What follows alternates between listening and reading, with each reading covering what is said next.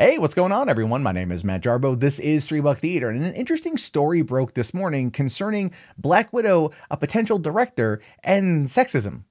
Kind of. That's at least the way that IndieWire is trying to frame it in their reporting of the story from Lucrecia Martel, a director who was approached by Marvel to helm Black Widow, and why she ultimately decided against it. And the narrative they're trying to go with here is sexism, essentially. Never mind the fact that I don't think anyone who from IndieWire understands exactly how these movies kind of work and the type of work that goes into helming a Marvel movie. But let's take a look here. So here's a reason Lucrecia Martel turned down Marvel's Black Widow. The amount of secrecy that Marvel Studios, and by extension Walt Disney Studios, have that surrounds Marvel-related projects is no doubt high. More than that, the studios bring a certain set of standards and criteria to those involved, whether actors, directors, or the production team alike. Meanwhile, it's been years since we first saw Natasha Romanoff enter the Marvel Cinematic Universe in Iron Man 2, and only as of recently has there been active talks of Black Widow film that is, or at last, coming to pass, but director Lucrecia Martel passed on the job. Now, Lucrecia is an Argentinian filmmaker who was once offered the opportunity by Marvel Studios to direct the upcoming Black Widow project. She was even invited to Marvel Studios' 10-year anniversary event, but had to sign an NDA. While Lucrecia Martel was no doubt interested in directing all aspects of the film, she revealed that Marvel Studios only wanted her for character portions, not the action. Okay, that's interesting, but this is what she says. She says, what they told me in the meeting was, we need a female director because we need someone who is mostly concerned with the development of Scarlett Johansson's character.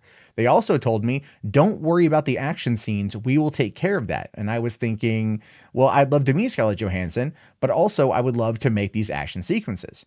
Which is true. That actually does make a fair amount of sense. I'm not gonna argue with her in that way. As a director, she probably very much wants to direct the movie the way she sees fit, right? She very much wants to direct all the action scenes. But here's the thing, though, that's not always how it goes, right? That's not always how it goes. If you listen to what they're saying there, what they're saying is they want someone to come in to specifically focus all of their effort on the character of Black Widow, to make the character more than what she is, right? Because right now she's a hardcore, cold-blooded assassin who's got red in her ledger and who can't have kids, and fell in love kind of with a big green guy, and they want to soften her character. They want to tell her story and they want to make her sympathetic. It's not that Scarlett Johansson can't do that. She could, very much so, but they want to find a filmmaker that's able to come on in and handle those interpersonal scenes.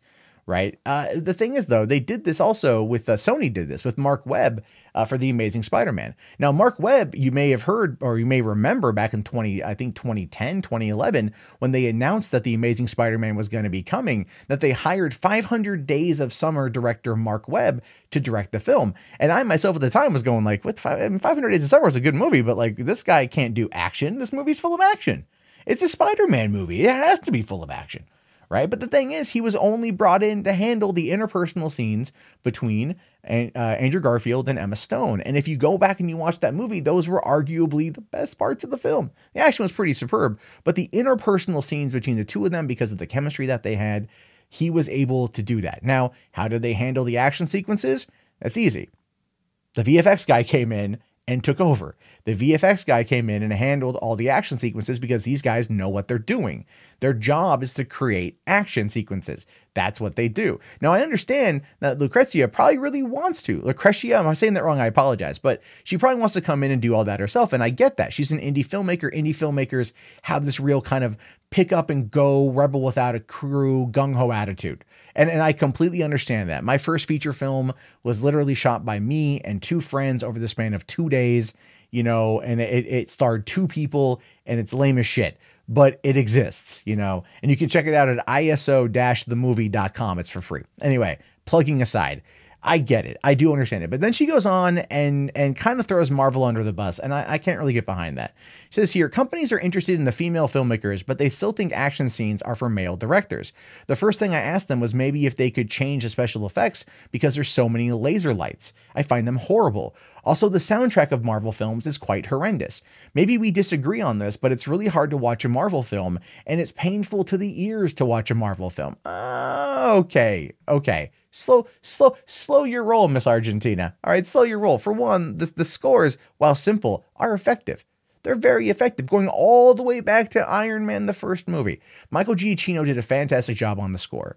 All right, go and watch Avengers Endgame. Or Avengers Infinity War. The score on that is great. The Avengers theme is fantastic. Dun dun dun dun dun dun dun. You know what it is. It's iconic. Not as iconic as maybe the Raiders March or Harry Potter or Jaws or whatever, right? Like you know those John Williams essentially, but it's still iconic in its own right. And the laser lights.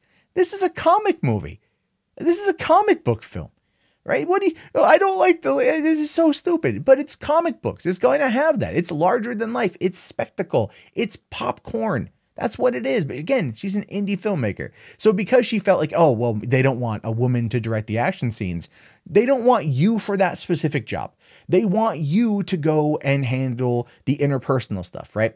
So David Leitch and the other guy who did John Wick, right? They were the stunt court. They were the second unit team on Avengers Infinity War, handling the action.